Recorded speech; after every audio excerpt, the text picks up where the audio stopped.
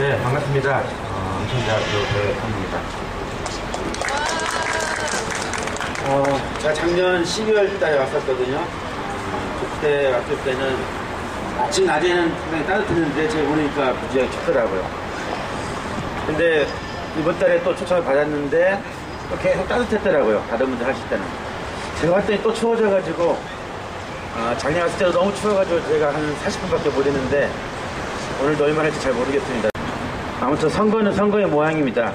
저같이 하잘 것 없고 별 볼 일 없는 사람한테도 여기저기서 전화 오는 거 보면은 중요하긴 중요하구나. 뭐 직접 전화가 받은 건 없어요. 뭐 문재인이나 안철수나 박근혜에서 받은 건 없는데 간접적으로는 왔는데 한 군데에서 안 왔더라고요. 박근혜 캠프에서만 저한테 연락이 안 오길래 내가 그렇게 별 볼 일 없나? 이런 생각을 했었죠. 근데 제 주변에 있는 사람들은 이제 뭐 직접 캠프에 들어가기도 하고 자문도 하기도 하고 뭐 여러 가지 역할을 갖다가 맡고 있더라고요. 저는 뭐 직접적으로 들어가지는 않지만은 사실 저는 솔직히 말해서 관심은 별로 없어요. 뭐 아시다시피 박근혜나 뭐 문재인이나 추워서 자꾸 입이 잘 안 나오네요. 그다음에 안철수나 뭐 거기라서 관심은 없는데 그래도 뭔가 이렇게 그들을 향해서 뭔가 이렇게 요구를 해야 되는 게 아닌가.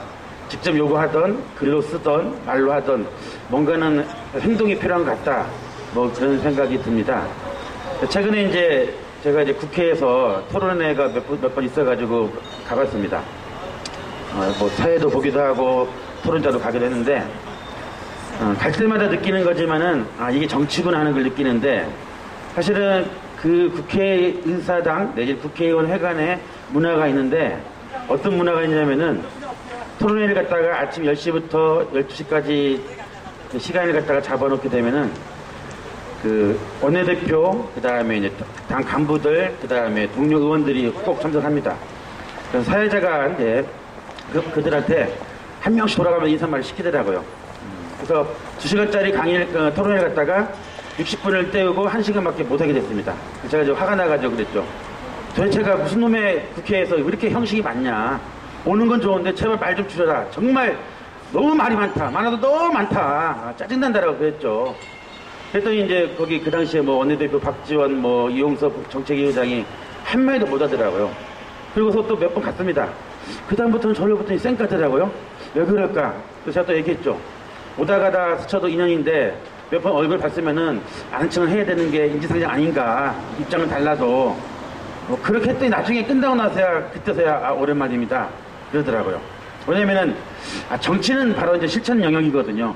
이게 정치구나 하는 걸 매번 느낀다는 거죠. 그러다 보니까 이 정치에 대해서 잘 모르는 분들이 그냥 어색한 몸짓을 갖다가 통해서 접근하는 경향이 있습니다. 그러다 보니까 일종의 뭐라고 할까 삑사리가 나는 경우가 있죠, 사실은요. 그래서 제가 이제 정치는 말로만 하는 것이 아니다. 몸으로 보여주는 것이고 그쪽 문화가 있지만은 그 문화를 바꾸기 위해서는 좀 더 강하게 투쟁하지 않으면은 그 권리를 찾지 못할 것이다. 그거는 여야를 막론하고도 그렇다. 하지만은 그들이 만들어놓은 프레임에 갇히게 되면은 절대 그 구렁텅이에서 나올 수가 없다라고 매번 강조를 하고 있지만은 여전히 신진 세력들이 들어가게 되면은 거기 매몰돼서 절대 헤어나오지 못하고 있습니다. 그러다 보니까 초선 의원이라든가 아니면은 비례대표 의원들이 들어가게 되면은 하소연을 많이 늘어옵니다. 왜 나는 비례대표 두고 어느 직능 단체에 대표 들어가는데 왜 전문성이 왜 발휘를 못하고 있지? 그건 당연하지. 한국의 직능 대표는 다 명분에 불과하고 껍데기 불과하다. 역시 정치는 2선, 3선, 다선 중심이고 원내대표라든가 정책위의자든가 간부 중심이고 게다가 줄을 잘 서라. 거기 가면은 뭐 손라인, 2라인 등등 있는데 라인 잘 서야지. 줄 잘못 쓰면은 누가 너 알아주겠느냐. 저서는 아무런 것도 없다. 하다 것 없으니까 쓸데없는 소리 하지 말고 알아서 그냥 벼라. 그랬죠. 욕심 부리지 마라. 만약에 욕심 부리려면은 박터지게 싸워봐라. 싸워서 기필코 너희가 원했던 목적을 달성해라. 그러면 아마 뭔가를 만들어질 것이다. 그리고 욕망을 버려라. 내가 이번 기회를 통해 가지고 2선, 3선 하겠다는 욕망을 갖게 되면은 너는 결코 제도정치에서 못 나올 것이며 똑같은 악의 구렁텅이에 머물 것이기 때문에 그 욕망을 버리고 항상 대중을 향해서 눈과 귀와 코를 갖다가 열고 해라. 이런 얘기를 많이 했습니다. 그런데 여러분 아시다시피 한국의 이 정치라는 게 정말로 후진적이죠, 사실은요. 그렇게 해서 얼마나 후졌으면은 안철수 현상이 나타났을 것인가. 그래서 안철수 씨를 보면서도 약간 긍정성도 있는 것 같아요. 뭐가 있냐면, 오죽하면 나왔겠느냐. 오죽하면이라는 표현을 쓰게 되면은 아마 그래서 많은 대중들이 이 제도 정치에 대해서 분노를 기필코 표할 것이다. 지금의 분노의 수준이 낮아서 그렇지만은 나중에 일정도 시간이 지나면은 분노가 모아가지고 아마 이 제도 정치를 향해서 발사하지 않을까 그런 생각을 해봅니다. 또 한편에서는 굉장히 좀 비극적이라는 거죠. 왜냐면은 농담으로 그런 얘기가 있죠. 문재인 뒤에는 삼성이 있는데 어떡하지? 안철수 괜찮지 않느냐? 걱정하지 마라. 안철수 뒤에는 총 자본이기 때문에 상당히 무섭게 덤빌 것이다. 물론 안철수가 되면은 한 가지 약발은 있을 것이고 효과가 있을 것이다. 뭐냐? 그러길래 제가 농담을 했죠. 내 소망은 뭐냐면 그 양반이 되면은 백신을 무료로 전 국민에게 배포하는 게 좋겠다. 그 하나 기대하고 나머지는 별로 기대할 게 없다라고 내가 농담을 했습니다. 그런 게 있었구나 얘기하더라고요. 그래서 뭐 V3 이런 거 말고 진짜 핵심적인 거 있지 않습니까? 제대로 스파이기를 재료 같은 거 말고 확실하게 잡을 수 있는 바이러스 잡을 수 있는 그런 백신을 좀 달라 이런 거죠, 사실은요. 왜냐면 그런 정보를 공유할 수 있는 그런 정치가가 되는 게 제가 볼 때는 가장 커다란 안철수 씨의 소망이 아닌가 그런 생각을 해봅니다. 이렇게 이제 안철수 현상이 등장하면서부터 한국 사회에는 이 진보 진영이 점점 붕괴되기 시작했습니다. 여러분도 아시겠지만은 근자에 들어서 사실은 지난 2년 전부터 진보 정당이라고 불리는 일부 당이 또 일부 세력들이 자유주의 세력과 통합을 하면서부터 한국의 진보 진영이 이기가 오기 시작했습니다. 아시다시피 최근에 이정희 대통령 후보가 0.5%의 득표율을 여론조사에서 지지율을 갖다가 기록했습니다. 심상정 후보가 0.3%를 갖다가 기록했습니다. 여론조사가 과학적이지 않습니다. 게다가 믿을만한 근거도 없습니다. 자기적이죠. 하지만 0.5%라는 것은 대단히 수치스러운 기록이죠. 물론 그들이 원했던 것은 2%, 3% 올라가서 뭔가 야권연대에서 캐스팅 보드를 질 수 있는 기록을 원했지만은 현실은 냉정하다는 거죠. 이제 이들의 꿈도 무너졌구나. 여론조사를 하게 되면 결과를 갖다가 그 방송에 설명할 때 뭐라고 하냐면은 오차범위 마이너스 플러스 0.5%입니다 하는데 그것조차도 못 미치는 거죠. 오차범위에도 못 들어가는 정말 무의미한 이 지지율 갖고서 뭐 하지? 어떡하지? 걱정되는 거죠. 이건 뭘까? 이걸 이제 우리가 고민할 수밖에 없는 거죠. 그런데 며칠 전에 이제 이정희 전 대표가 그 부정세에 와가지고 첨배를 했습니다. 근데 뭐 일부 이제 진보중 내부에서 약간의 그런 뭐 이제 논쟁이 있었는데 뭐 가식적이다 뭐 이런 얘기인데 제가 볼 때는 꼭 그렇게만 볼 것 같진 않아요. 사실은 1000번씩 절한다는 거는 정말 어렵습니다. 저는 100번도 어려워요, 사실은요. 근데 이 대단한 1000번을 할 수 있다는 거는 일정 정도는 그 양반이 진정성 있지 않느냐, 이제 저는 그렇게 생각합니다.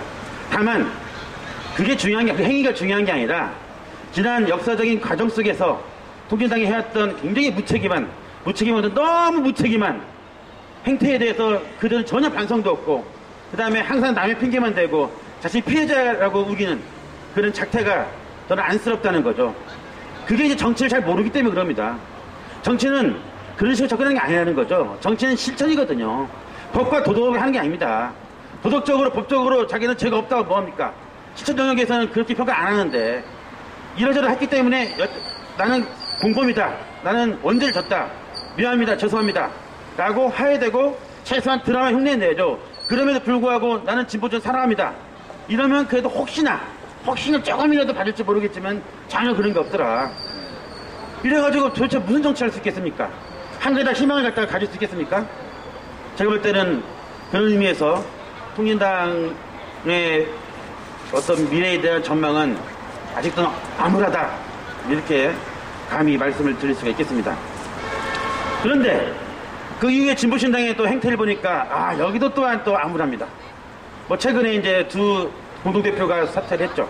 홍세화 대표하고 안혜상 대표가 사퇴를 하고 네 분도 있었고 공동대표가 사퇴를 하면서 구심점도 잃었고 동력도 상실했습니다. 게다가 내부에 갈등이 생기면서 어디로 갈지 지금 표류하고 있는 거죠. 한마디로 얘기하면 진보신당이 이제 부도가 난 거죠. 물론 이제 회생 절차를 밟게 되면은 조금은 회생할 수도 있을 것 같아요. 그런데 회생을 하려면은 입장을 갖다가 확실하게 정해야 되는데 여전히 이들은 어디로 갈지 입장을 정하지 못하고 있습니다. 전 차라리 진보신당이 깔끔하게 나는 그냥 대중정당 가겠습니다. 선거에 몰빵하겠습니다 하면 오히려 깔끔하게 정리가 될 것 같아요. 그런데 그것도 아니고 저것도 아니고 혹시 좌파와 같이 하면 좋지 않을까? 아니다, 대중적으로 갈까? 이에 대한 고민을 갖다가 끊임없이 하는 순간에 이제 그 집이 파산한 거죠. 저는 일정 정도 수준에서는 회생도 가능할 수 있다. 하지만 굉장히 미약한 수준일 것이다. 앞으로의 행보에 대해서 우리가 주목을 하겠지만은 아직까지는 조금 더 신중하게 좀 지켜볼 필요가 있는 것 같습니다. 그 다음에 녹색당이 이제 또 나름대로 진보 진영에서 뭐 미약하지만 역할을 하고 있는데 차라리 녹색당이 굉장히 심플합니다. 숫자도 얼마 안 되지만은 영향도 안 되니까 대통령 후보도 안 낸다고 그랬죠. 굉장히 깔끔한 것 같아요. 지금은 후보 내는 게 중요한 게 아니라 내부 역량을 다지고 조직을 다지자. 역시 이게 우리의 갈 길이다. 그렇죠. 가야죠, 사실은요. 저는 그런 방식으로 하는 게 나름대로 의미는 같습니다. 그래서 녹색당은 어쨌든지 간에 다른 뭐 좌파단체나 다른 진보좌파하고는 같이 하기 어렵지만은 자기가 갈 길을 명확하게 제시하면서 그 길을 갖다가 끊임없이 흔들림 없이 가는 게 오히려 전체 진보적 이해에서도 상당히 유의미하다. 이렇게 이제 말씀을 드릴 수가 있습니다. 그 다음에 나머지 이제 좌파가 있는 건데, 솔직히 말씀드리면 여기도 사실 좀 깜깜하죠.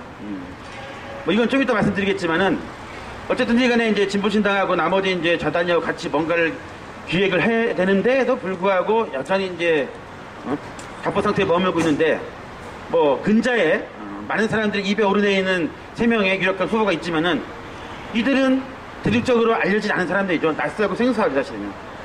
물론 대통령 선거라는 게 그게 의미가 없을 수도 있습니다. 많은 또 다른 의미가 있을 수 있는 거죠.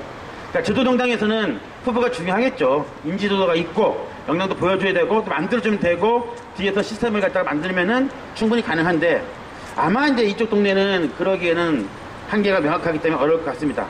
하지만 그럼에도 불구하고 뭔가 이렇게 역할이 있고 유의미한 행동을 할 수 있고 거기에 다른 사업들이 있기 때문에 아마 그걸 찾아서 해야 되는 게 이번 선거에서 좌파단체의 과제가 아니냐 그렇게 말씀을 드릴 수가 있습니다. 그런데 최근에 재밌는 일이 이제 벌어졌죠. 과거에 이제 민주노총에 있었던 뭐 전직 간부들이죠. 위원장 출신들이 있고 간부들이 사실은 대거 아니면 개인적으로 안철수 캠프에 들어갔습니다. 물론 이제 문재인 캠프에 들어간 사람도 있죠. 그랬더니 약간 뭐 이렇게 난리는 아니지만은 약간의 소동이 나왔습니다. 저는 이게 왜 문제가 되지? 전혀 문제가 없는데? 왜? 그들이 원래 보여줬던 행태는 원래 그들의 본질이더라. 왜냐면 25년 전부터 그들은 자유주의 세력에 대해서 비판적인 지지를 해왔기 때문에 언제든지 야권연대에 대한 꿈을 갖다가 접지 않을 것이고 그 다음에 그들이 원했던 진보적인 정권 교체를 이루기 위해서는 그냥 자연스럽게 가는 거죠. 근데 그게 왜 뭐라고 하냐 이거죠. 갈 길을 간 것 뿐인데 다만 그들과 지금까지 해왔던 아마 시간이 억울하겠죠. 근데 억울해봤자 뭐 하겠습니까? 그게 돌려주겠습니까? 절대 그렇지 않죠. 하지만 지금 기회라도 그들의 본질을 알았다 하면은 앞으로 명확하게 그들과의 관계를 갖다가 명확하게 설정하는 게 오히려 더 깔끔하게 정리되는 게 아닌가. 오히려 더 뭐 앞으로의 행보에 있어서 앞으로의 갈 길을 갖다가 명확하게 제시한 게 아닌가 이렇게 저는 뭐 말씀을 드릴 수가 있을 것 같아요. 물론 근데 그 동네에서 좀 섭섭할지도 모르겠지만은 이건 섭섭해도 할 수가 없어요. 납득이한테 넣을 수가 없습니다. 왜? 납득은 지들이 하는 게 아니라 우리가 하는 거거든요, 사실은요. 그러니까 그런 식으로 접근하는 것에 대해서는 그냥 굳이 우리가 이해하려고 하지도 말고 그냥 내비두는 게 제일 좋은 것 같습니다. 뭐 아쉬워할 필요도 없고 손 내밀 필요도 없고 추운데 손을 집어넣어야지 왜 자꾸 손을 내밉니까? 사실은 그래서 제가 볼 때는 지금까지 말씀드렸던 이러한 일련의 흐름들이 역사적인 배경들 때문에 사실은 민주노총의 이기가 왔고 민주노조 운동의 이기가 온 거죠. 그러니까 노동운동은 사실은 반독재 민주화 투쟁의 하위 범주가 아닌데 사실은 지금까지 계속 하위 범주에 머물렀던 거죠. 그러니까 이들은 민주주의가 뭔지를 갖다가 모르면서 계속 노동진영에다가 던진 거죠. 민주주의 같이 하자고. 사실은 민주주의는 그렇게 아닌 거죠. 원래 민주주의의 정확한 개념은 자기 지배 실현이고 자기 통치 실현입니다. 근데 현재 지금 제도정당에 있는 분들은 그런 후보들 그 사람들은 자기 지배 실현합니까? 절대 안 하죠. 사실은요. 자기 지배 실현이 아니라 자기 권력을 갖다가 추구하는 사람밖에 없는 거죠. 그러니까 자기 지배를 실현한다는 거는 자기를 드러내는 것이고 자기를 드러낸다는 거는 사실은 전체 대중을 향해서 신뢰를 주는 것이고 책임성을 다하는 겁니다. 그게 민주주의인데 무책임하고 신뢰도 없는 그다음에 권력을 추구하는 사람들이 어떻게 노동진영에다가 사실 민주주의를 얘기하고 같이 운동하자고 얘기합니까? 그런 본질을 갖다가 우리 스스로가 사실은 지금까지 상실하거나 그런 사람들 중심으로 해가지고 노동운동의 상처를 잃었기 때문에 이 민주노동운동의 이유가 올 수밖에 없었던 거죠. 여러 가지 이유가 있겠지만은 뭐 제일 핵심적인 거는 사실은 그 부분이라고 생각합니다. 그럼 그 과정에서 그 좌파는 뭐 했냐?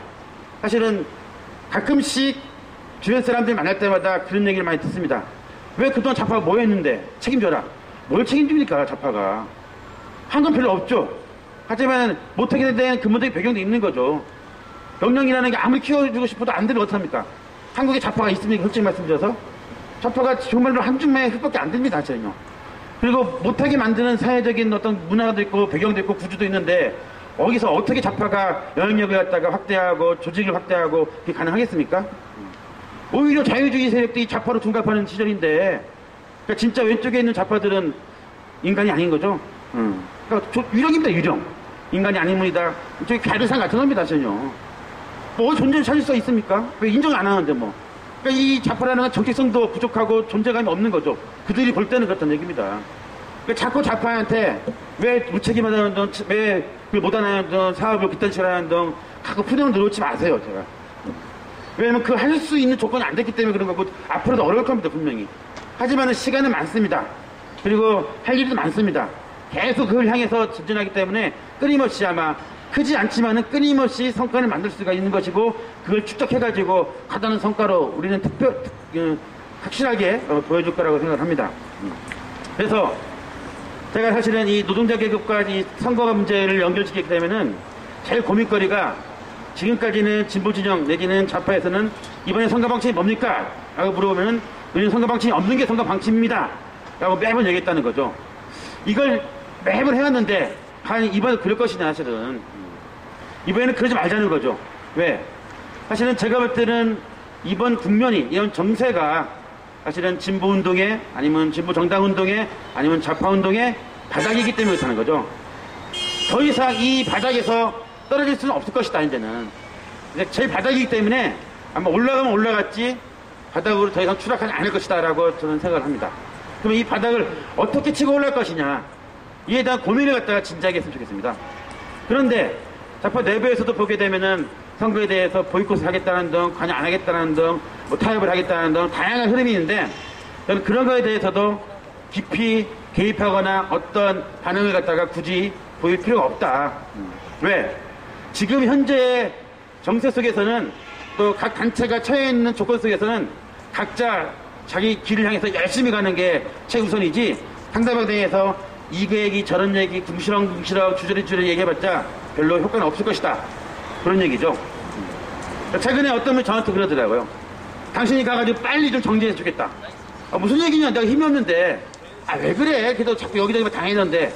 웃기지 마세요. 저는 돌려다니기도 하고 그냥 제가 가지고 있는 약간 입장만 얘기하는 뿐이지 조직도 없는데 누가 저를 갖다가 중심에 세워가지고 뭘 논의하고 제표를 하겠습니까? 택도 없는 소리입니다. 다만 지금의 흐름 속에서 제가 할 수 있는 거는 글도 있고 약간 발언이 있겠지만은 그게 영향력을 안 미칠 것이다. 하지만은 그게 미래가 된다면은 할 수 있다. 그러니까 당신들은 선거에 개입하기 싫으면 하지 마세요. 할 사람 하시고 또 저쪽에 야권 있는 데 혹시 야권에 가세요. 그런 얘기 했죠. 언젠가 만나는 사람도 있을 것이고 아예 안 만날 사람도 있겠죠. 그럼 따로 가는 겁니다. 이렇게 가다 보면은 만나는 사람끼리 또 만나가지고 다시 결집해가지고 영장을 배가시켜서 갖다는 목적을 갖다가 달성하겠죠. 그러면 되는 거 아니냐, 그런 거죠. 무슨 얘기냐면은 예전처럼 이제는 내부에서 서로 간에 가지고 있는 불신을 증폭시키던가 감정을 앞세우던가 뭐라고 할까요? 좀 이렇게 소모적이고 낭비적인 그런 논쟁을 좀 지향하면 좋겠다, 이제. 그런 시기는 지나지 않았는가, 끝나지 않았는가, 그런 생각을 하는 거죠. 지금, 여러분 아시겠지만은 현대자동차 비정규 노조에서 2명의 노동자가 철퇴가 올라가지 않았습니까? 그게 현실이라는 거죠. 그 다음에 유성기업에서 올라갔습니다. 재정은 1776일째고, 코롱도 있고, 장투 사업장이 무지하게 많은데, 이 장투 사업장이 가만 보면은 서로 경쟁하는 것 같아요. 누가 더 오래 하는가 보다, 이제. 한번 10년 채워볼까? 저는 그런 경쟁도 참 아름다운 경쟁인 것 같아요. 물론 10년까지 채우면 안 되겠지만은 한 군데를 먼저 승리를 쟁취하게 되면 게임 끝 해가지고 여기서 다 모든 걸 정리합시다. 이런 어떤 일종의 프로그램 같은 것 같아요. 프로그램은 프로젝트 같아요. 그러니까 이건 좋은 프로젝트구나. 이런 프로젝트를 저는 과감하게 한번 던질 수 있다.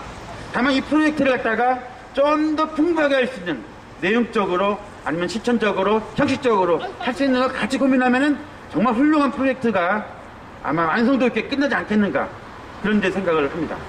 그래서 저는 이 프로젝트를 갖다가 제대로 가동하면 좋겠다는 거죠. 물론 이제 오늘 오신 분들은 뭐 날씨 탓도 있게 하겠지만은 10여 명에 불과하지만 사실은 이 10여 명이 100명이 될 수 있고 1000명이 될 수 있다라는 얘기를 솔직히 말해서 10수년 때부터 해왔는데 아직까지는 10명이 10명밖에 안 되죠. 근데 우리가 인정해야 됩니다. 저는. 중요한 건 뭐냐면은 각자가 가지고 있는 잠재적 역량이 있다는 겁니다. 왜? 현장에는 안 나타났지만은 심정적으로, 심리적으로는 동조하는 사람이 점점 늘어나고 있다는 거죠. 이게 제가 볼 때는 2008년도를 기점으로 해가지고 한국의 진보운동 내지는 좌파운동이 일정 정도의 계기를 가지고 있는 게 아닌가. 또 이런 현실이 한 매개가 되고 있는 게 아닌가. 이렇게 저는 감히 판단할 수 있고 그런 면에 있어서는 약간의 낙관적인 전망, 긍정적인 힘이 저는 볼 수 있는 것 같습니다. 그래서 선거라고 해가지고 각자 역할을 갖다가 소홀히 하면 안 되겠죠. 각자 자기가 문 닫고 있는 그 단체에서 아니면은 찍고 있는 거점을 갖다가 계속 사수하고 바깥을 향해서 계속 외치고 진군해 나가면은 저는 많은 사람들이 당연히 같이 움직일 거라고 생각합니다. 그런 방식을 결집적으로 높이게 되면은 그게 하나의 큰 물결이 되고 흐름이 되고 파도가 돼가지고 저 자본에 맞서서 자본을 능가할 수 있는 그런 아마 역량이 되지 않을까 그런 생각을 하거든요. 그래서 노동자라는 거는 노동계급이라는 거는 노동운동이라는 거는 사실은 1% 5%의 노동 대중을 향해서 운동하는 게 아니지 않습니까? 그런데 현재의 노동운동 특히 상층에 있는 일부의 노동운동은 사실은 1% 3% 5%를 향해서만 운동하고 있는 거죠. 노동운동을 했더니 제도운동을 하고 노동정치를 했더니 제도정치를 하고 이런 방식으로 하는 건 곤란하지 않느냐. 근데 지금까지 그렇게 해왔는데 이 위기를 어떻게 극복할 것이냐, 어떻게 너희들 돌파할 것이냐라고 내놔봐라 했더니 내놓은 게 없다는 거죠. 여전히 그는 어떤 당을 지지하지 항상 이 수준에 머물러 있기 때문에 현재의 민주노동운동의 이 길을 돌파하기는 아마 당분간 어렵지 않겠는가. 하지만은 이 민주노총이라든가 이런 거대 사업장 아니 거대 조직들 이런 조직들이 현재 존재하기 때문에 이들을 무시할 수는 없는 것 같습니다. 그렇다고 다른 단위에서 아니면 다른 조직에서 이들을 접수할 수 있는 힘이 있냐, 그것도 매우 부족하다는 거죠. 그런 의미에서 보게 되면은 항상 기본적인 원칙이 있어야 된다. 뭐냐면은 한국 사회에는 비정규직이 850만이 넘어가겠고 정규직을 포함하면은 사실은 2천만 명 이상의 노동자들이 있습니다.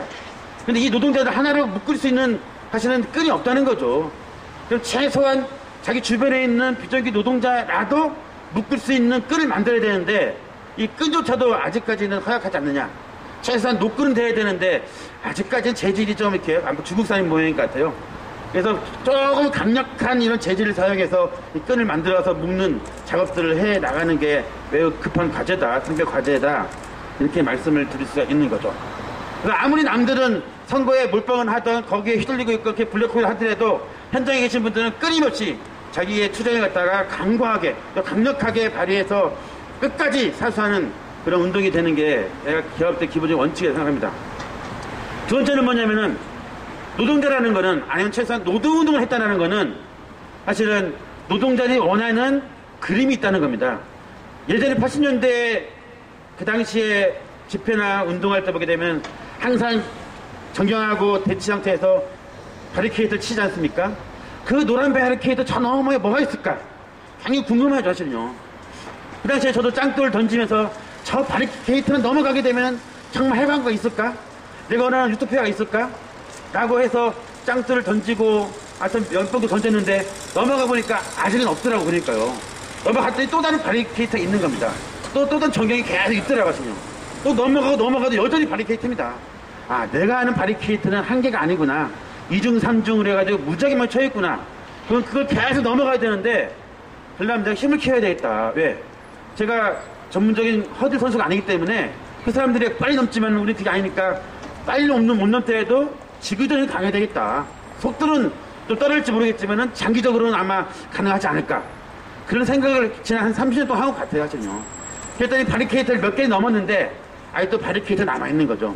그래서 한번 끝까지 가보는 게 좋지 않겠는가. 그 바리케이트 너머에 정말로 내가 원했던, 우리가 원했던, 노동자들이 원했던 그런 세상이 있는지를 갖다가 한번 가보자는 거죠.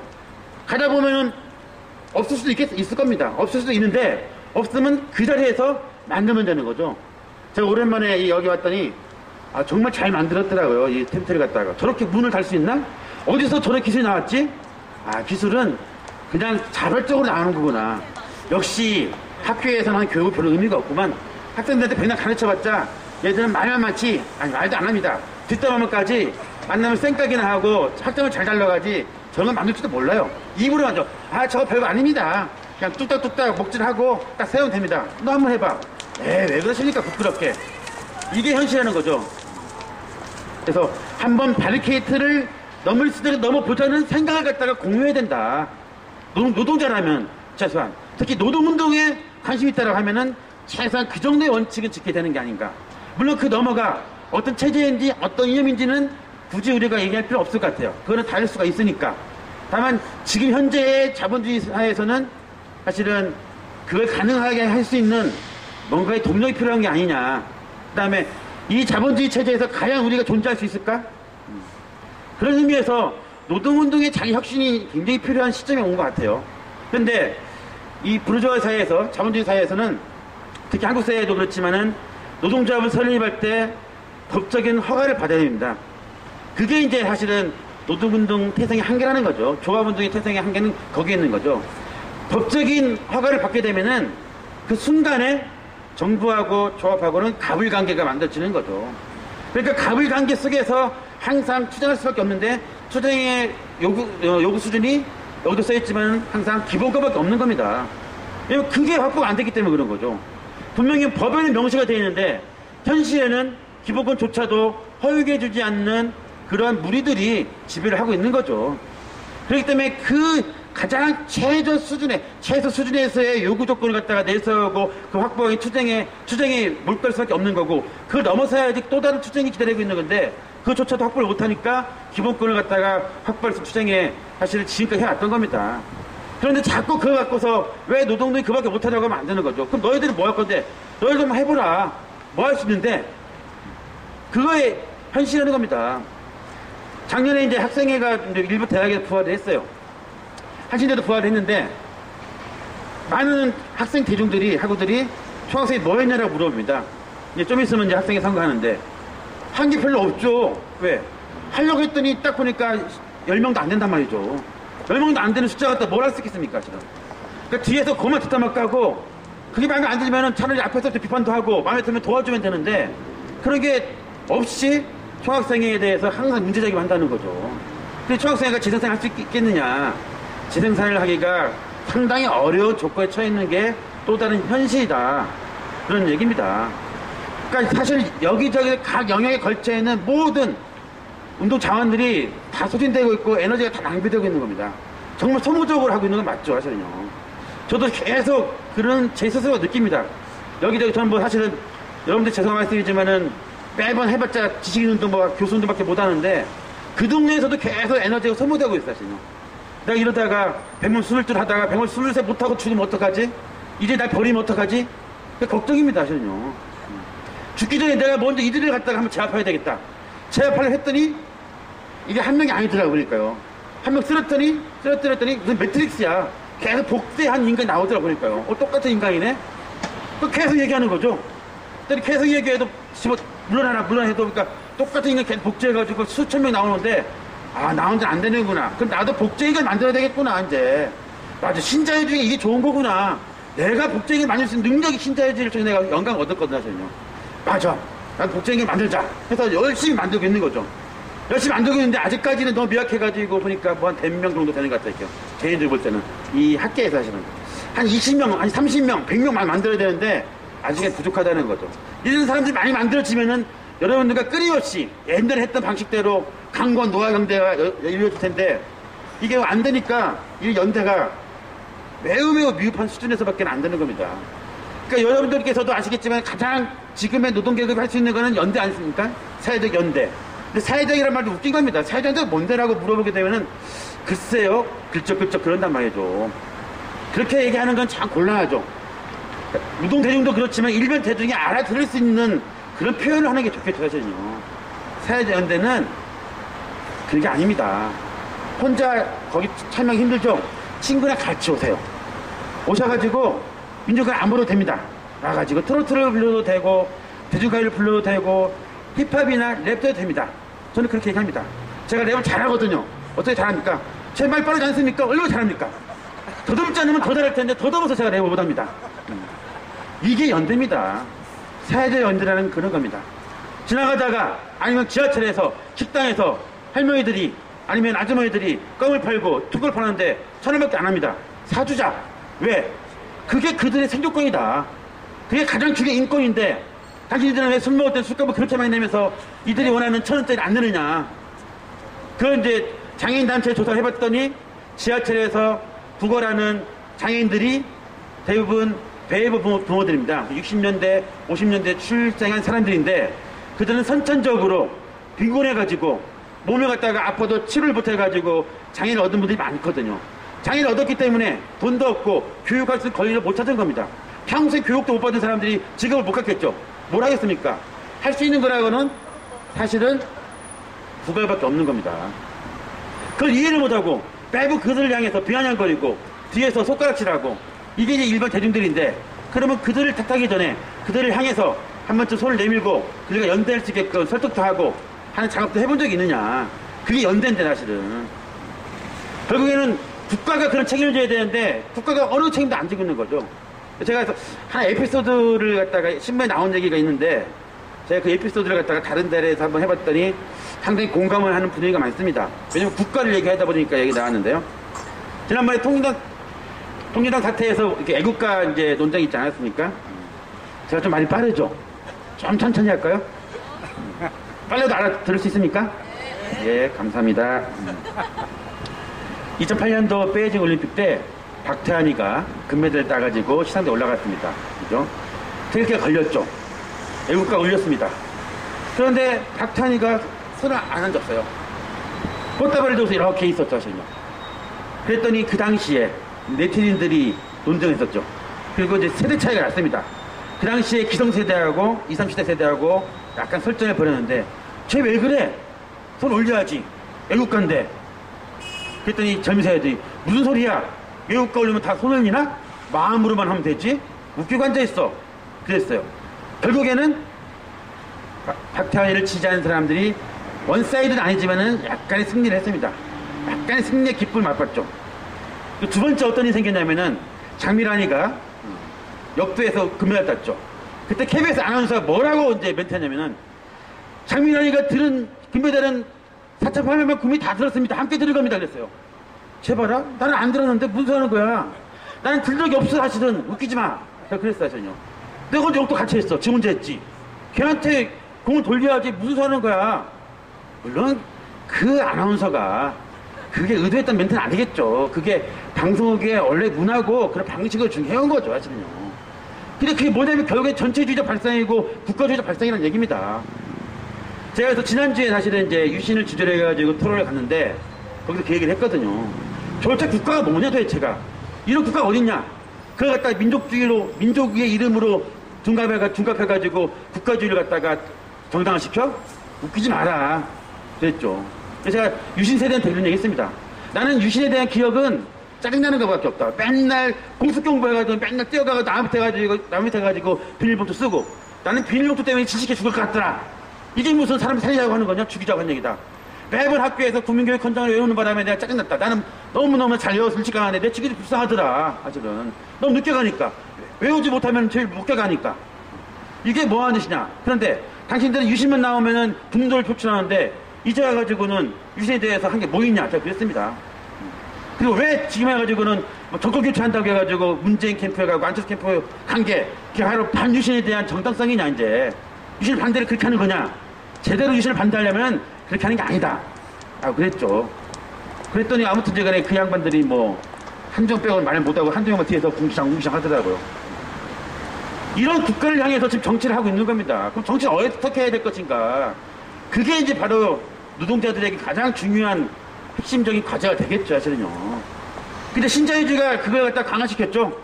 원래 자유주의는 뭐 기본적으로 국가에서 써있는 바에 의하면은 개인 자유가 우선이기 때문에 국가는 최소한의 수준에서 개인자를 위해서 서포트를 하는 게 국가 역할인데, 신자유주의 국가는 그게 아니죠.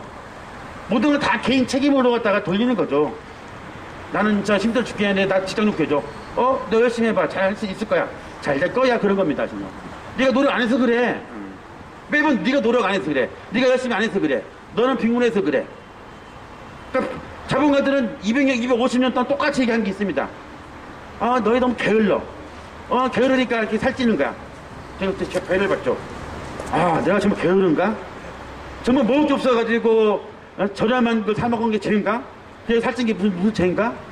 그런 생각밖에 안 드는 거죠. 얘들은 250년 동안 변한 게 없구나, 사실은. 그래서 제가 제 몸이 부끄러워가지고 요즘 약간 좀 이렇게 슬림하게 하려고 약간 노력을 합니다.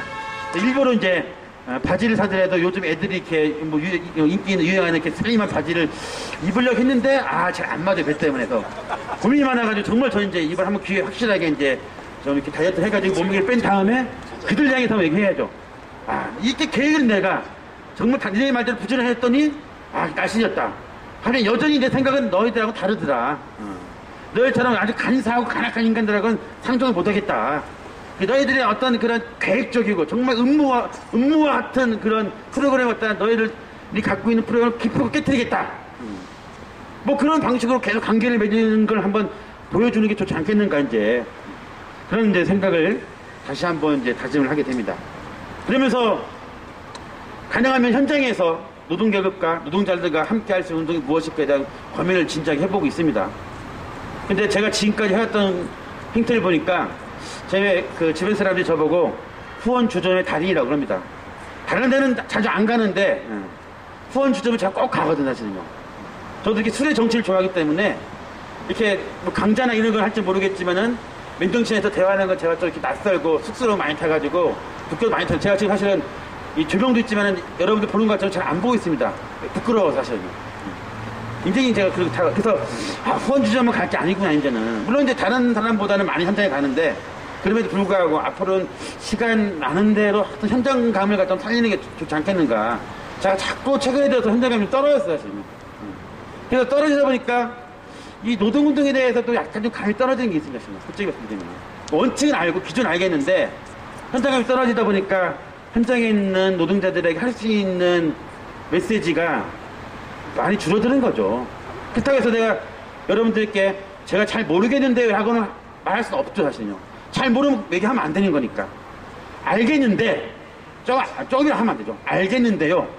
제 바람은 이렇습니다라고 얘기해야 되겠죠. 잘 모르겠는데요 그러면은 제가 굉장히 치졸해지고 비겁한 것 같아요, 그래서 알겠습니다. 하지만 제 바람은 이겁니다. 라고 하면서 일정 정도의 어떤 교감과 소통과 그 다음에 메시지와 요구를 같이 나누는 게 좋지 않겠는가, 그런 생각을 하고 있습니다. 이제 끝으로 과연 한 2012년도 이 10월 30일 날 내일에서 참 좋았을 뻔해야 되겠죠. 내일이 10월의 마지막 방인데 이용의 2000년 계획을 부르면서 하면은 참 재밌을 것 같았는데 안타깝네요, 그죠? 2012년도 10월 30일 날 과연 무엇을 어떻게 할 것인가. 그 다음에 이번에 좌파 몇몇 단체들이 대선 기획단을 꾸려서 선거에 개입을 하겠다 하는데 과연 무엇을 위해서 해야 될 것인가, 뭐가 중요한지, 그걸 제대로 챙기고 있는 건지 놓치고 있는 건지, 뭐 그런 어떤 확인 작업들, 네, 그런 사안들을 갖다가 좀 얘기를 좀 안 할 수가 없을 것 같습니다. 서두에 말씀드렸지만은 입에 오르내리고 있는, 회자되고 있는 세 명의 유력한 후보자들 여전히 생소하고 낯설고 아직도 검증이 안 될 수도 있고 할 수 있죠. 저들도 잘 모르니까. 신뢰의 문제도 있을 수 있을 겁니다. 과연 저들이 정말로 제대로 할 수 있을까? 노동 대중도 그렇지만 일반 대중도 그럴 겁니다, 정말. 그런데 그런 문제 이전에 좌파가 아니면 진보 진영이 아니면 진보 좌파가 지난 역사적인 과정 속에서 어떻게 해왔는지를 갖다가 우리가 좀 깨달을 필요가 있을 것 같아요. 우리가 항상 통진당 사태의 교훈을 갖다가 얘기하는데 정말 그 교훈을 얻었는가 사실은 아직까지는 제가 볼 때 교훈을 얻지 못한 것 같습니다. 제가 서두에 진보신당도 얘기했고 통진당도 얘기했지만은 제가 볼 때 나머지 좌파 단체도 저는 뭐 별반 차이가 없는 것 같습니다. 교훈을 얻었다고 하면은 아마 이렇게까지 진행 안 됐을 것이다, 솔직히. 이 역동적인 변화에 맞춰가지고 좌파도 자기 변화를 해야 된다고 했습니다. 자기 혁신을 해야 된다. 정말 자기 혁신했는가? 아직은 아니구나. 자기 혁신을 했다고 하면은, 자기 변화가 있었다고 하면은, 이렇게 내부적으로 단체와 단체끼리 개인과 개인 간의 관계에서 신뢰를 갖다가 회복도 못하겠고, 감정의 고를 갖다가 해결하지 못하는 현실이 과연 이게 가당키나 하냐. 이걸 또 해소하지 못했는데, 그러니까 여전히 좌파도 자기 혁신을 못하고 있다는 거죠. 그러면은, 이 대선에서 뭐 할 것인지에 대해서 저도 사실 고민스럽습니다. 진짜 대선 나갈 것인지, 후보를 내세운다 했는데 정말 어떤 후보가 나올지 모르겠지만 그것과 관계없이 6천만 원 아니면 3억 원을 갖다가 어떻게 만들 것인지. 뭐 혹자에는 지난번에 보니까 뭐 연봉에 뭐 3% 해가지고 100만원씩 내려고 하는데 100만원이 작은 돈입니까? 그게 가능하겠습니까? 100만원이 300만 해가지고 3억, 나머지 7억 정도 해가지고 또 해서 한다고요? 아마 쉽지 않겠죠. 그럼에도 불구하고 이게 그럼에도 불구하고라는 게 별로 좋은 표현 아닌데 어쨌든 아무튼 뭔가를 갖다가 기획을 하고 전략을 짜가지고 돌파를 하려면은 확실한 자기 확신이 필요하죠. 그러려면은 저는 제가 볼 때 지금도 늦지 않았다. 지금까지 25년 길게 보면은 짧게는 10여 년 동안 가지고 있었던 상호 간의 감정을 갖다가 쏟아붓자 한번. 그리고 제대로 한번 신뢰감을 형성하자. 상호 신뢰감을 한번 만들어 보자. 이게 전 첫 번째 성격 과제라고 생각합니다. 두 번째, 정말로 책임감 있게 한번 일을 갖다 사업을 작품을 한번 만들어 보자. 우리는 말로만 책임감 있게라고 했지만은 제가 볼 때 실제 책임감 있는 분들은 몇몇 안 되는 것 같아요, 사실. 몇몇. 물론 그렇다고 해서 뭐 지구장 중심으로 움직이지만은 사실은 이름도 알려지지 않는 조합원들이 많이 있습니다. 그분들이 다 책임감 있게 움직였지만은 전체적으로 보게 되면은 여전히 좌파도 뭐 무능을 떠나가지고 책임감이 좀 떨어지는 게 아닌가, 부족한 게 아닌가. 제가 볼 때 그게 두 번째 과제라고 생각합니다. 그 다음에는 어쨌든 간에 좌파가 아니면 노동계급이 이 선거를 맞이해서 할 수 있는 게 많지 않겠죠. 최소한 제가 볼 때는 그럼에도 암튼 선거에는 참여했으면 좋겠습니다. 물론 누군가를 찍어야 될지 모르겠죠. 또 안철수를 찍을 수도 있고 문재인을 찍을 수 있겠지만은 제가 원하는 투표는 그게 아니라 만약에 진보좌파에서 후보가 나온다면 찍어주면 될 것이고요. 설령 안 나온다고 하면은 투표장 가가지고 다 찍어주면 된다는 거죠. 그러면 그 표가 기권이 아니라 사표가 되겠죠, 사실은요. 물론 제도적으로는 사표도 다 기권으로 포함될지 모르겠지만 그런 행위를 반복하다 보면은 나중에는 집계할 때 기권 10%, 사표 뭐 20% 이렇게 카운트를 할 수가 있더라, 사실은. 왜 유권자들이 다 찍었는지를 갖다가 알아야 된다는 거죠. 누가? 국가가. 집회계급이 알아야 된다는 거죠. 그래서 보이콧도 하나의 방식일 수 있지만은 그게 과연 유의미할까를 갖다 고민해볼 때 그 유의미하지 않다고 하면은 선거에 참여해가지고 다 찍어주세요, 그냥. 박근혜도 찍어주시고 안철수도 찍어주시고. 왜? 사랑하니까 다. 우리 다 사랑하니까 다 찍어주세요. 그러면 자연스럽게 자기의 정치적인 권리를 행사하는 것이고 그 다음에 자기 의사를 갖다가 표현하는 방식이 되는 것입니다. 그 다음에 이제 네 번째는 뭐냐면은 서두에 여러분들이 강조했던 게 하나 있습니다. 정말 노동이 뭘까? 노동자가 뭘까를 고민한다면은 바로 자본주의 저 너머에 있는 새로운 세계를 갖다가 다들 그릴 겁니다. 그게 없는 노동자가 많아졌죠, 솔직히. 없으면 만들어주면 되고 그게 부족하면은 대화를 통해서 설득해야 됩니다. 끊임없이 사실 끊임없이 해야 되겠죠. 최소한 그 너머에 있는 세계를 생각한다면은 다른 진보운동에 종사했던 사람들처럼의 행태를 보여서는 안 된다. 그럼 뭐 할까요? 뭘 하겠습니까? 현장을 다시 다져야 되겠죠, 현장을요. 바다가 다시 다지는 작업을 해야 되겠죠. 다시 사람이 많지 않을지 모르겠지만 다시 만나서 대화도 나누고 술도 마시고 같이 어울리기도 하고 놀러도 가고 산도 가고 뭐 여러 가지 하면 됩니다. 왜 없겠습니까? 노래방도 가가지고 트로트도 부르고 노래도 부르면 되겠죠.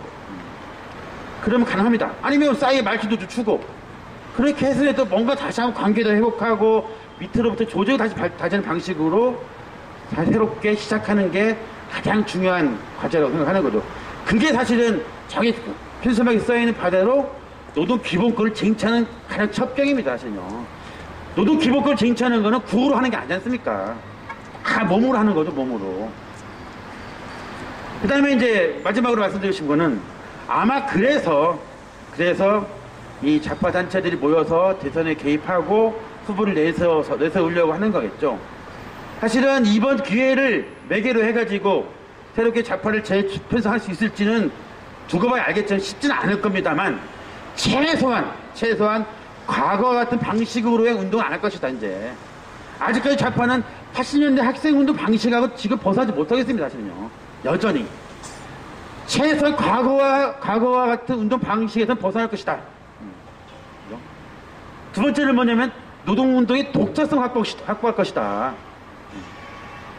그래서 사실은 이번에 이제 대선에 개입하는 것도 하는 전략도 거기에 놓여있다고 생각합니다.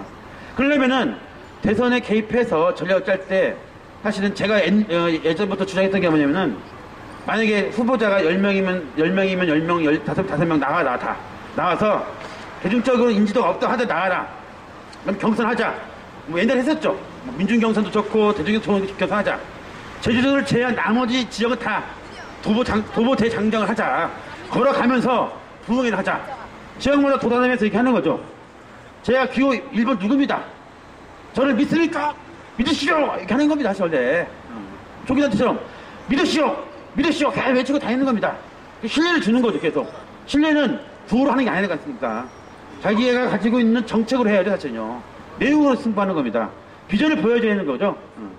이렇게 부흥회를 통해가지고 사실은 대선 분위기를 띄워서 최소한 통진당이나 아니면 진보정이나 정의당이나 이 동네만큼은 전 능가할 수 있는 득표율을 갖다가 얻어야 되는 게 저는 지금의 노동자 계급의 과제라고 생각합니다.